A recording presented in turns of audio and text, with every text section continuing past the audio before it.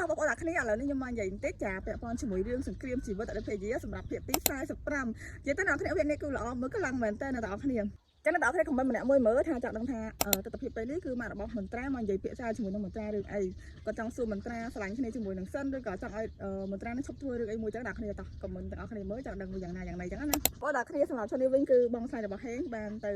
ជួបគ្នាជាមួយនឹងបងប្អូនស្រីរបស់ស៊ីនរីនៅកន្លែងណាមួយចឹងអ្នកគ្នាមើលកន្លែងហ្នឹងគឺយល់ហើយពេលហ្នឹងគាត់បាននិយាយថាគាត់ពិតជាឆ្លាញ់បងប្អូនស្រីរបស់ស៊ីនរីខ្លាំងមែនតើដោយសារធ្វើគេតន្ទោដូចចឹងណាអ្នកគ្នាមើលទៅតាក់ទាញហ៎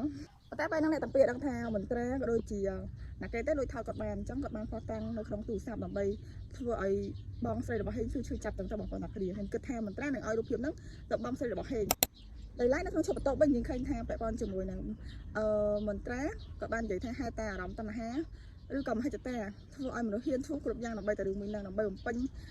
រឿងទាំងអស់អញ្ចឹងទៅអ្នកគ្នាអញ្ចឹងហ៊ានធ្វើគ្រប់យ៉ាងដើម្បីតែរឿងមួយហ្នឹងអញ្ចឹងអ្នកគ្នាអញ្ចឹងអ្នកគ្នាកន្លែងហ្នឹងគឺមន្ត្រានិយាយទៅគឺចាក់ដុតខ្លាំងមែនតើហើយសម្រាប់ឈុតនេះវិញអ្នកគ្នាយើងឃើញថាមន្ត្រាត្រូវបាន